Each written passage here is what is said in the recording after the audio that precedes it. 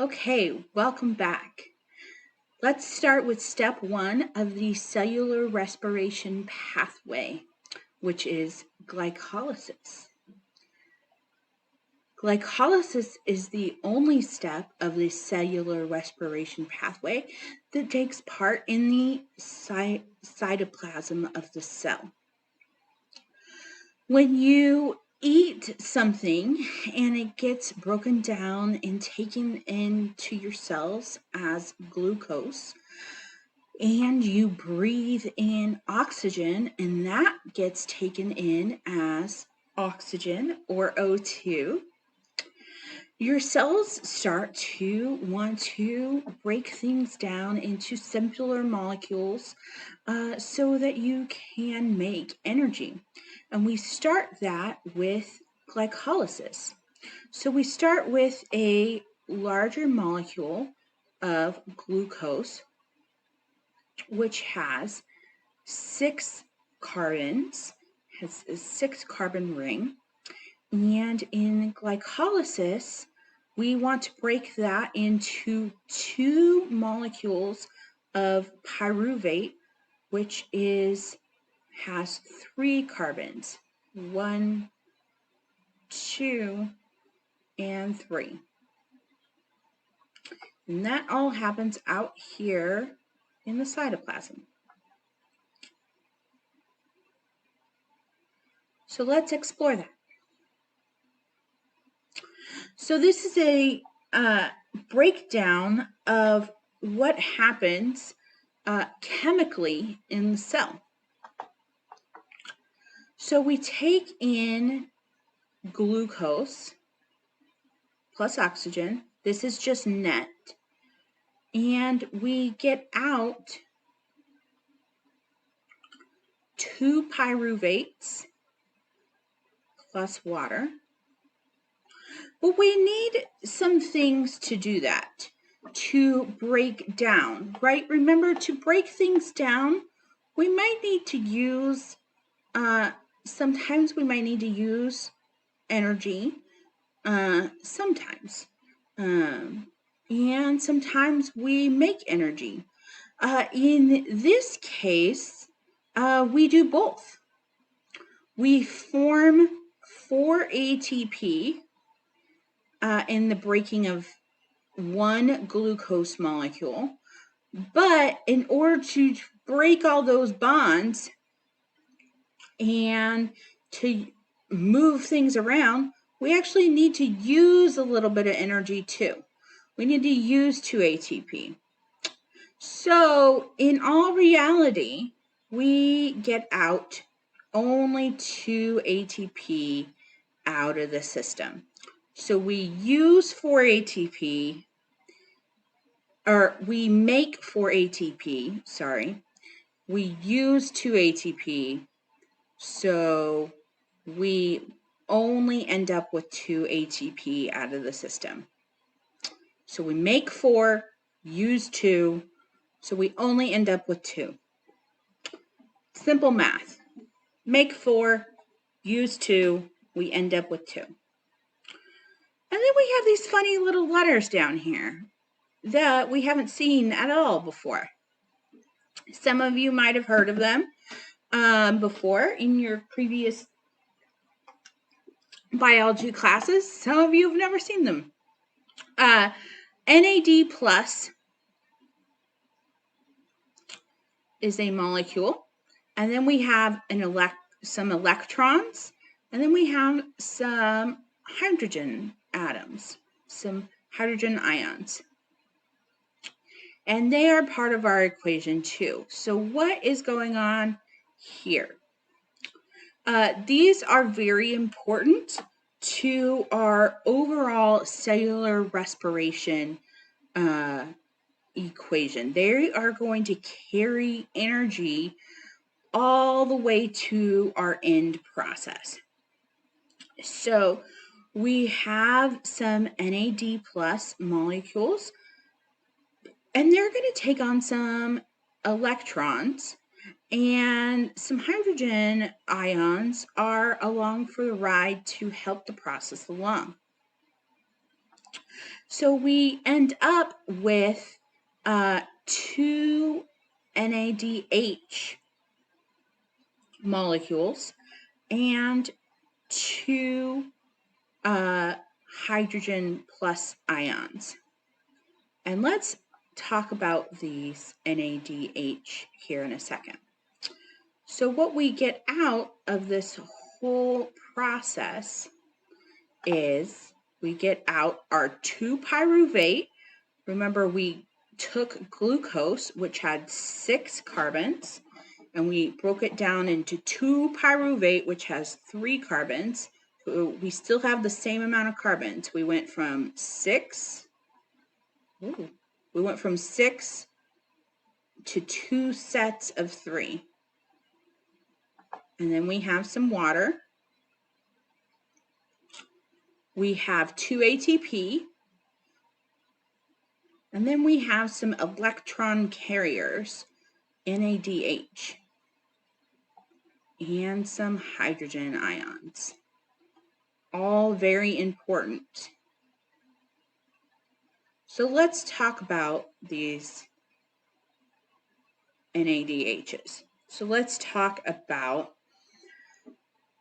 redox reactions and electrons a little bit. So we talked about electrons and reactions earlier this semester and why they're so important.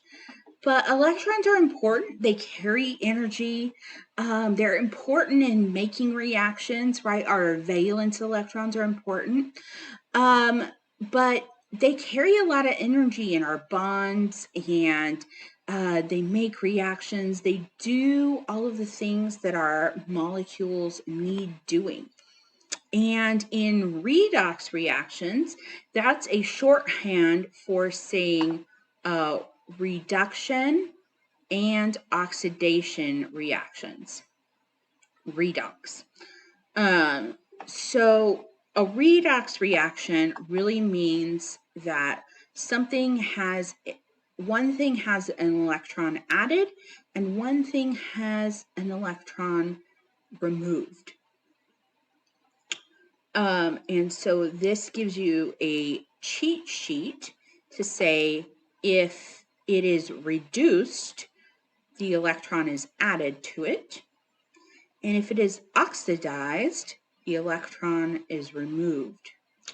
So if molecule A has an electron on it and it gives its electron to molecule B, then molecule A is an oxidation because the electron is removed. Then molecule B, because it is receiving, is reduced because it is added. And that is, the whole thing is called a redox reaction, where we think of it as just moving electrons from one to the other. Redox reaction. And you can use this as a cheat sheet on what that all means. Oxidation, electron removed. Reduction, electron added. And why is this all important? Because electrons carry energy, and we need that energy in the end to help us make things like bonds and things like ATP. ATP, the bonds in those carry energy for our cells to do actions.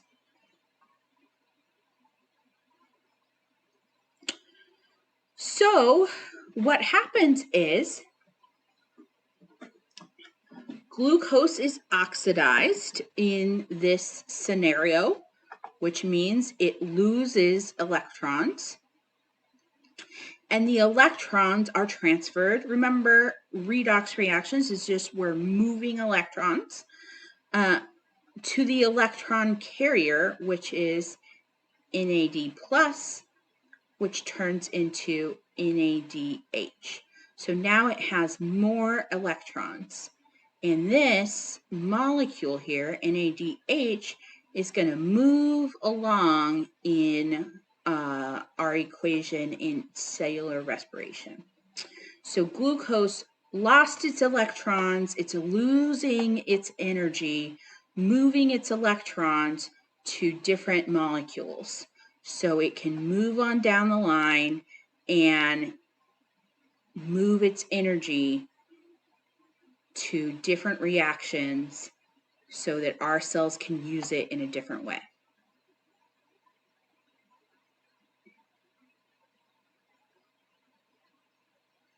So let's look at what we finally get out of glycolysis, right? Glycolysis is happening in the cytoplasm.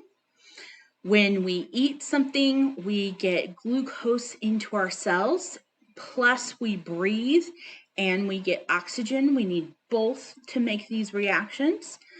And what happens is we get all of these. So glucose, our 6-carbon molecule, we need ATP to help break down our 6-carbon molecule. We get NADH. We get some ATP out of it, plus a pyruvate. And that happens twice, right? Because we had 6 carbons and now we get 3 carbons. 1, 2, 3. So we get twice the amount of everything. So we get another NADH here, some more ATP here, and another pyruvate.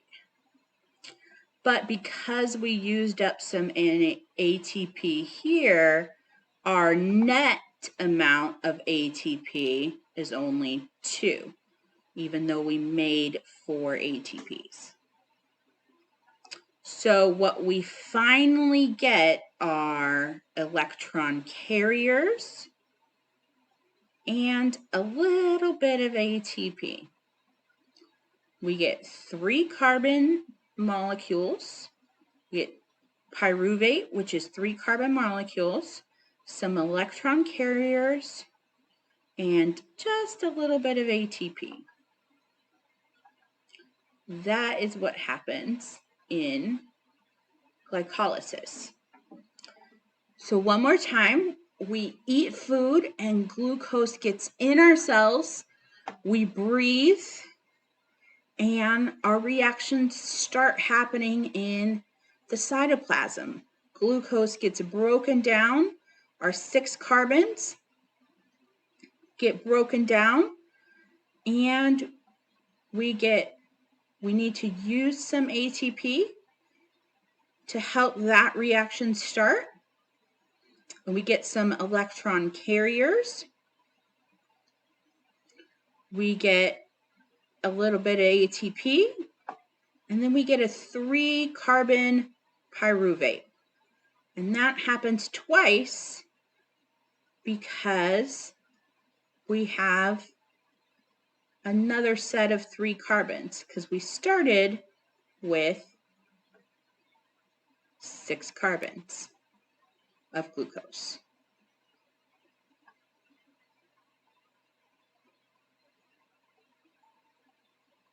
Okay, so then pyruvate gets to move on to the next step.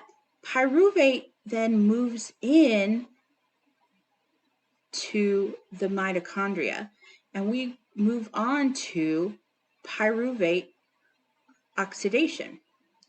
So come back for the next part of cellular respiration.